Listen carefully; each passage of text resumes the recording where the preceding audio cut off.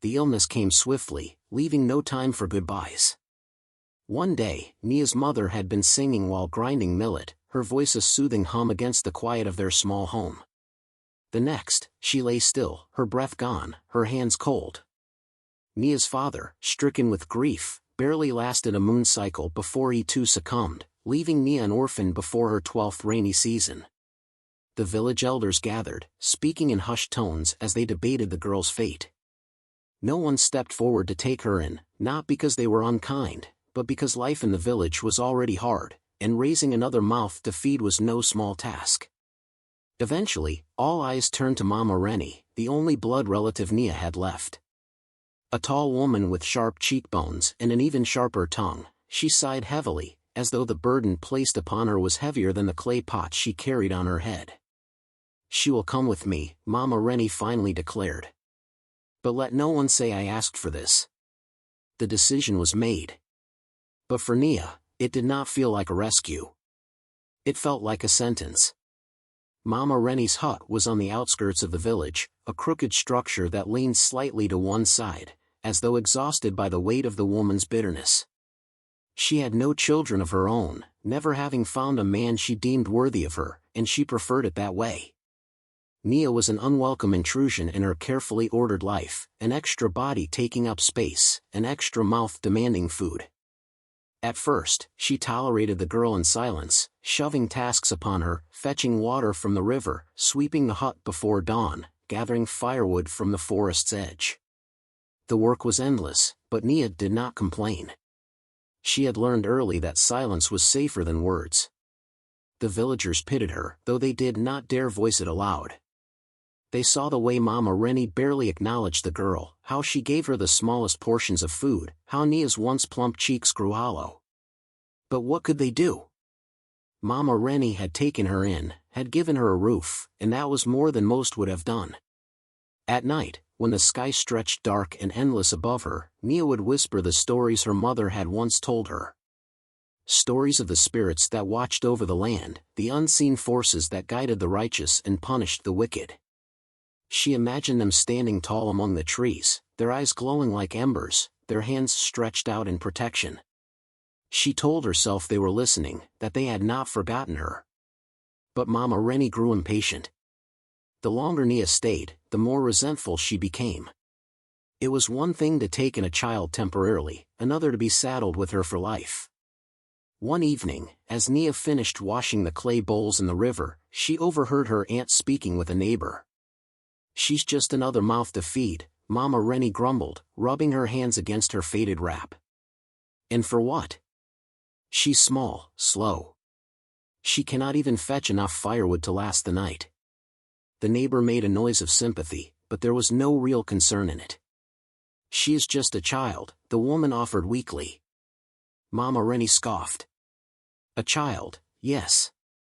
A burden, more so." She sighed, shaking her head. "I should have let the elders find another home for her. I have no use for a girl who cannot carry her own weight." Nia's fingers trembled as she dried the last bowl. The words stung, though she had expected nothing else. She had known, deep in her bones, that she was unwanted. Still, to hear it aloud made it feel real in a way it had not before. That night, Mama Rennie sat outside, staring at the moon as if waiting for an answer to an unspoken question. When she finally turned her gaze back to the flickering flames of the cooking fire, her expression was set. A decision had been made. Nia did not know what it was, but she felt the weight of it pressing down on her, cold and heavy, like a storm waiting to break. The night was thick with silence, the kind that settled deep into the bones and made the skin prickle. The village had long gone to sleep, the fires reduced to embers, the moon hanging low and heavy. Nia stirred when she felt a hand shake her shoulder. "Get up," Mama Rennie's voice was sharp, impatient. "Come. We must gather herbs before first light." Nia blinked, confused. She had never known her aunt to care for medicine-making, nor had she ever heard of gathering herbs at such an hour. But she did not question. Obedience was survival. She rose quietly, following Mama Rennie as she slipped out of the hut and into the night. The air was cool, carrying the distant hoot of an owl. They walked beyond the village, past the familiar river, past the small farms where cassava and yams slept beneath the soil. Soon, the trees thickened, their branches intertwining to block out the moonlight. Nia hesitated. She knew these woods well, the safe paths where children played, the streams where women washed clothes, but this was different. This was the forbidden part of the forest, the place spoken of only in whispers. Even the bravest hunters would not step foot here after sundown. "Aunt, why are we going so far?" Her voice wavered slightly. Mama Rennie did not answer. She moved forward with purpose, her steps swift, her back straight.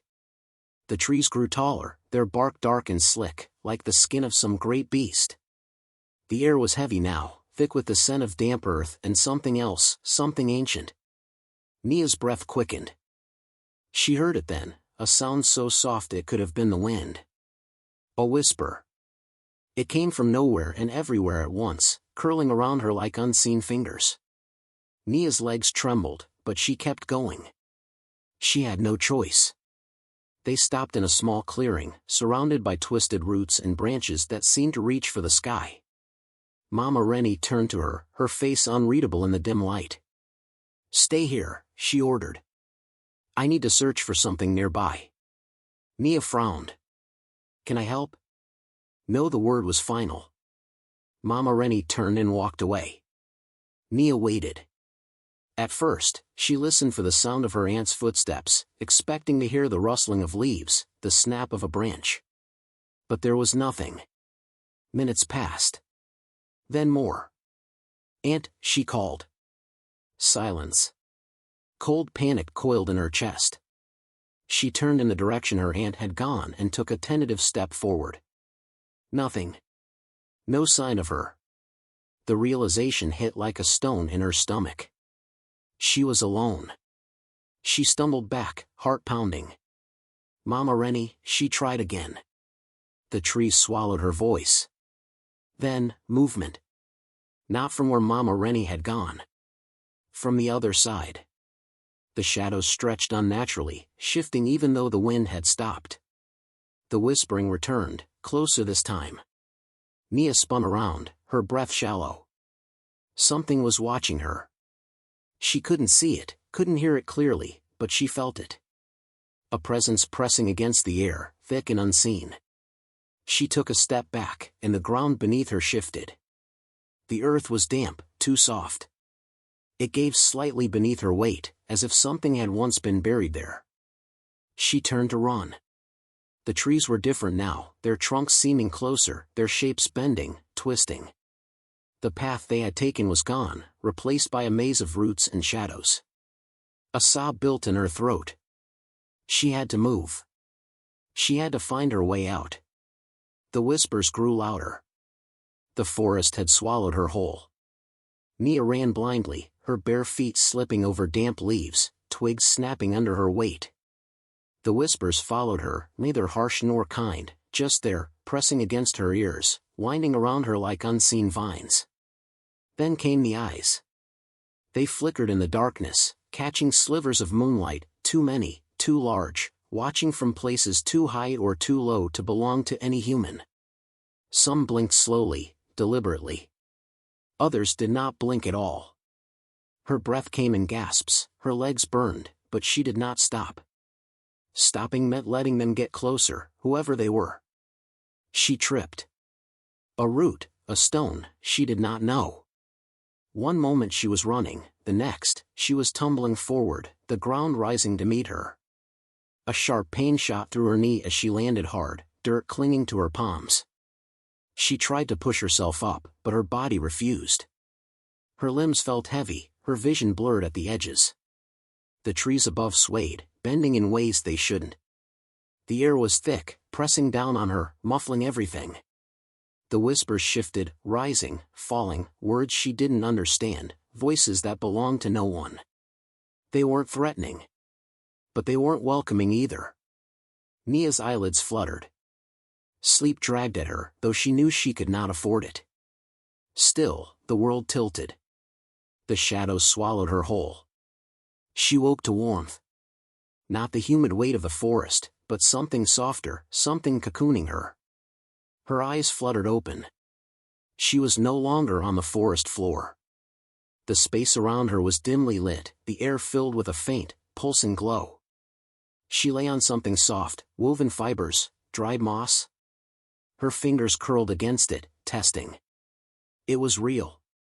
The walls were stone, but unlike any she had ever seen. They shimmered faintly, veins of light running through them like captured starlight. A cave. But not an ordinary one. Nia sat up slowly. Her body ached, but the exhaustion had faded. The whispers had, too. She was not alone.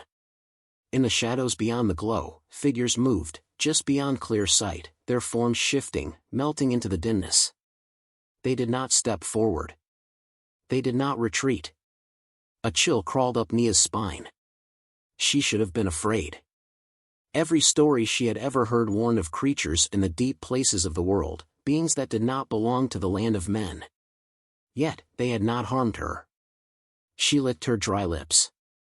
"Who?" Her voice came out hoarse, barely more than a whisper. The figures did not answer.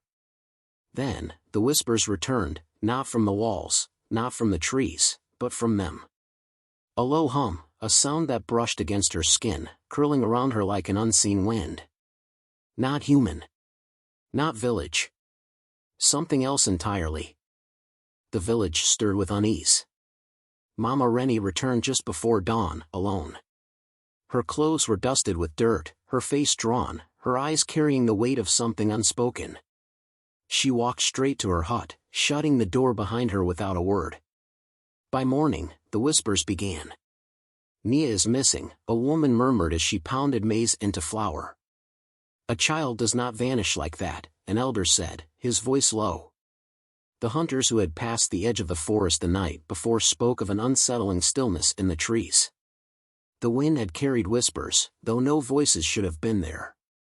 The night animals had gone silent, the way they did when something other walked among them. Mama Rennie offered little explanation. "She wandered off," she said, her tone flat. "I searched, but the forest swallowed her." Some nodded, pretending to believe. Others exchanged glances, their eyes speaking what their mouths dared not. Mama Rennie had never wanted the child. And the place she claimed Nia had gone missing, that place, was not one where people simply wandered. Still, no one accused her outright. It was dangerous to point fingers without proof. But the village remembered. The elders, those who carried the weight of long-ago warnings, spoke in hushed tones of the forbidden forest. "There are places where our feet do not belong," one muttered. "Spirits do not take kindly to cruelty," another agreed. The wind carried their words, but Mama Rennie acted as if she did not hear. She kept her head high, her steps firm. She had done what needed to be done. But the village was not the only thing whispering. The first misfortune was small. Mama Rennie's morning meal, a pot of millet porridge, soured before she could take a bite. She scowled but dismissed it. Food spoiled, it was the heat, nothing more. Then came the second. That night, as she sat in her hut, the floor beneath her groaned. The walls, woven from dried reeds, shuddered, though there was no wind. She glanced over her shoulder. Nothing. Still, she felt it. A weight in the air, a pressure on her skin, like unseen eyes pressing against her back. She shook her head, muttering to herself. When she lay down to sleep, she closed her eyes and willed the unease away. But the creaking did not stop. A slow, deliberate shift in the wood, as if something unseen walked upon it. She sat up sharply, her breath caught in her throat. The shadows in the corners of her hut stretched unnaturally long, shifting though her lamp's flame was still. The whispers returned. Soft. Curling. Neither harsh nor kind. Mama Rennie clenched her jaw. "Nonsense," she hissed to the empty air. She blew out the lamp. But as the darkness swallowed her hut, she swore she heard it, just beneath her breath, just beneath her heartbeat. A single word. Laughter. Faint. Distant. A child's laughter. The sun hung low in the sky when the first scream rang out. A woman fetching water from the stream dropped her clay pot, the vessel shattering as she staggered back. Others turned, their eyes following her trembling finger, pointing toward the forest's edge. Nia stood there. The girl they had begun to mourn, the child lost to the forbidden woods, had returned. Yet, something was wrong. She was whole, untouched. Her dress bore no stains of mud or tears, no sign of hunger clung to her skin. Her hair, once tangled by her aunt's neglect, flowed neatly over her shoulders. Her eyes, calm, too calm. She stepped forward. Behind her, the shadows shifted. At first, the villagers thought it was the trees, their gnarled shapes twisting under the fading light. But then they moved. Tall. Indistinct. Not men. Not beasts. Eyes, glowing like embers, flickered among them. Watching. Waiting. The village stilled. A mother pulled her child close, a hunter's grip tightened on his spear, though he dared not raise it. Some whispered hurried prayers, their voices barely above breath. Others fell to their knees, their heads bowed in fear of what they did not understand. Only one person moved. Mama Rennie took a step back. A second. Her face, usually a mask of indifference, had drained of all color. Nia saw her.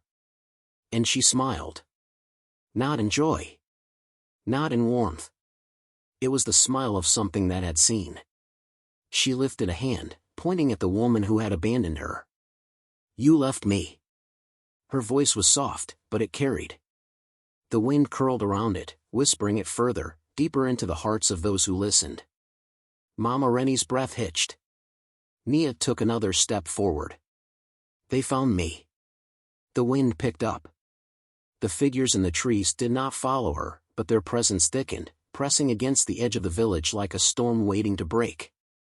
The whispers returned, not just from Nia's lips, but from the air, from the ground, from the unseen places between shadows. A slow hum. A song without words. They have seen what you have done. Mama Rennie stumbled. Her foot caught on a loose stone, and she nearly fell. Her hands trembled, her heart pounded. She opened her mouth to deny it, to claim it was all lies, tricks of the mind. But she could not speak. Because she knew. The spirits knew. And now, so did the village. Mama Rennie barely slept. The moment she closed her eyes, the dreams came. Roots, thick and gnarled, slithered from the earth like living serpents. They twisted around her hut, creeping through cracks, tightening until the walls groaned. The ground beneath her feet shuddered as if something was shifting below, something waiting. Then came the whispers. Not like before, no longer distant, no longer gentle. They wrapped around her name, stretching it into something unfamiliar, something not her own. Mama Rennie. Mama Rennie. Voices rose from the earth, from the trees, from the air itself. She jolted awake, gasping, sweat cold against her skin. For a moment, she thought she had escaped the dream, until she turned toward her door. The wood was scarred. Deep, jagged marks, as if clawed by something with fingers too long, nails too sharp. Yet the ground outside was undisturbed. No footprints. No sign of animal or man. Her breath came quick and shallow. She pressed a trembling hand to the door, tracing the marks. The wood pulsed beneath her fingertips, warm, alive. Something had been here. Something had touched her home. She staggered back, knocking over a clay bowl. It shattered, the sound too loud, too sharp in the silence. The whispers returned. Not in the wind this time. Not outside. Inside. A slow, curling murmur in the air, in the walls, in her very skin. She stumbled from her hut. By morning, the entire village knew. People stood in small clusters, speaking in hushed tones. Some stole glances at Mama Rennie's hut, others cast wary looks toward the forest. Nia remained silent, sitting by the fire, watching. The elders gathered beneath the sacred baobab tree, the weight of old knowledge heavy on their shoulders. They had seen this before, not in their time, but in the stories passed down from those before them. The spirits do not harm the innocent, one elder murmured. But they do not forgive betrayal, another added. Mama Rennie stood before them, her shoulders hunched, her eyes darting to the forest's edge. The air around her felt heavier, as though unseen eyes still lingered. The head elder stepped forward. "You have brought this upon yourself," he said, voice low but firm. "We cannot protect you from what watches." A hush fell over the crowd. The villagers knew what came next. The choice was hers, but the outcome would not change. Mama Rennie's hands clenched at her sides. The whispers curled in her ears, no longer soft. She did not beg. She did not argue. She had always thought herself a woman of power, of control. But the forest had reminded her there were things greater than man, greater than greed, greater than her cruelty. And they had seen what she had done. She swallowed hard, her voice barely above a whisper. What must I do?" The elder's gaze was steady. "Leave." Mama Rennie's breath caught. "Leave this place, and do not return. The spirits will decide the rest." A heavy silence settled over the village.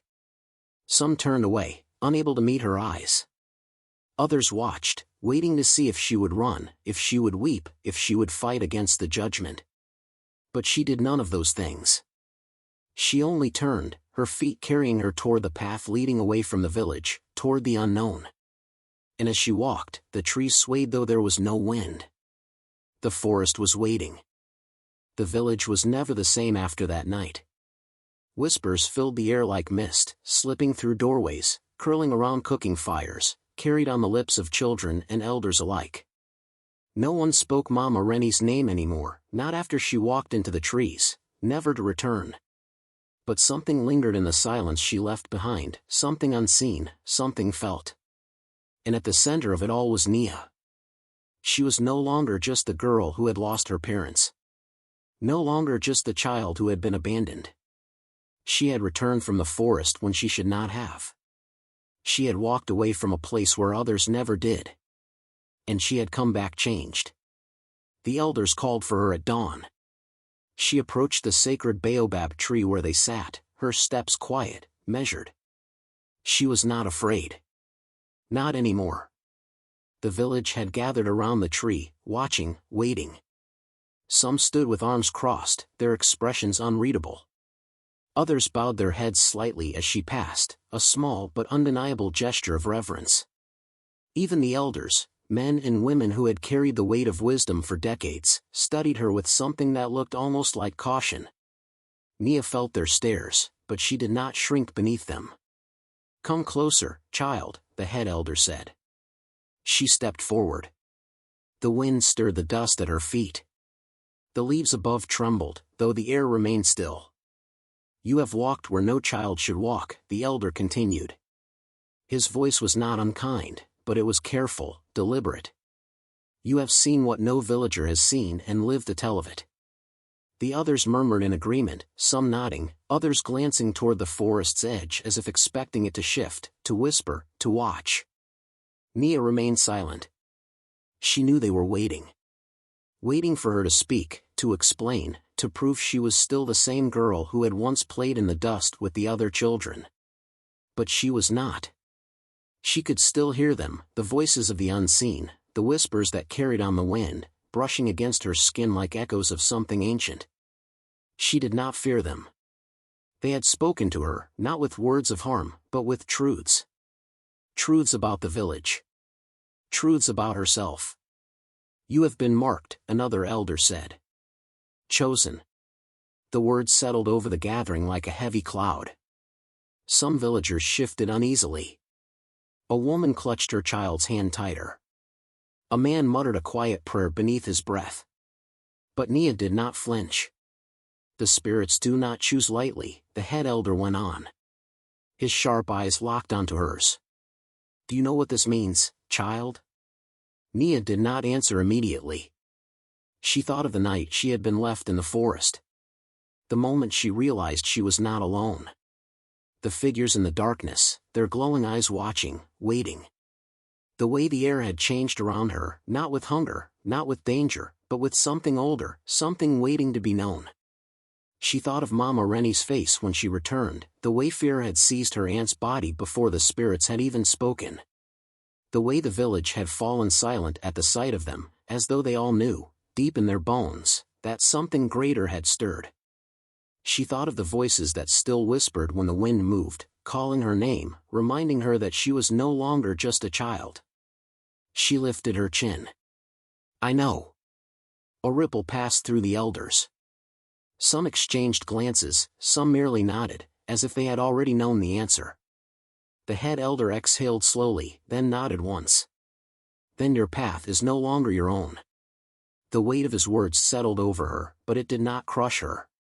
She had always belonged to something greater. She just hadn't known it until now. Life in the village changed in subtle ways.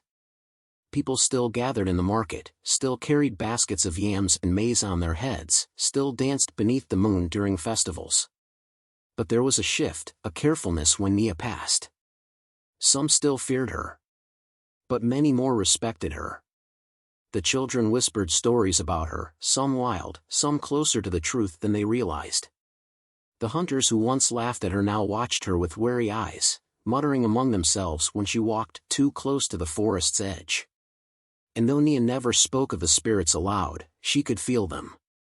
She heard them in the rustling leaves, in the murmur of the river, in the quiet hush of the air before a storm. She was no longer just Nia, the orphan girl. She was something more. Something the village did not yet have words for. And though she was still a child, her path was no longer one of helplessness. It was one of power. Mama Rennie ran. She ran from the village, from the whispers, from the unseen eyes that followed her even when she was alone. She ran until her legs ached and her breath came in ragged gasps, but no matter how far she went, she never truly escaped. The first village she reached turned her away. "We have no place for you," the headman said, his expression unreadable. She begged, but the doors remained closed. The second village gave her food but would not let her stay. "Go," a woman murmured, her gaze darting over Mama Rennie's shoulder as though she saw something lingering there. Even the travelers on the road avoided her, eyes sliding past her as if she did not exist. It was as though the world itself had rejected her, as though something unseen had whispered her name into the wind, warning all who heard it. She had thought the worst was over when she fled the village. But the true horror had only just begun. At night, the shadows deepened unnaturally around her. She made fires, but the flames barely seemed to warm her skin. When she closed her eyes, she felt them, watching, waiting. And the whispers. Soft at first, curling around the edges of her consciousness like smoke. Then louder. "You left her. We saw. We do not forget." She covered her ears. "Leave me alone." But the wind only howled through the trees, and the shadows only stretched longer. The village never spoke of her again. Not aloud. Not where the spirits might hear. But when the sun dipped below the horizon, when the wind carried the scent of the forest through their doorways, they remembered. And they feared. So they did what their ancestors had done before them, long before they had forgotten why. At the forest's edge, they left offerings, bowls of maize, roasted yams, calabashes of palm wine. They murmured quiet prayers, words passed down through generations, their meanings half forgotten but still spoken. Just in case. Because the spirits had come once. And they would come again if ever the balance was broken. And Nia? She stood at the boundary, watching. Listening. The villagers saw only a child, a girl with wide, knowing eyes and a presence that unsettled even the bravest among them. But Nia knew the truth. She could still hear them, even when others could not. She could feel them, lingering in the places where the light did not quite reach. The past was never truly gone. The spirits had never truly left. And neither had she.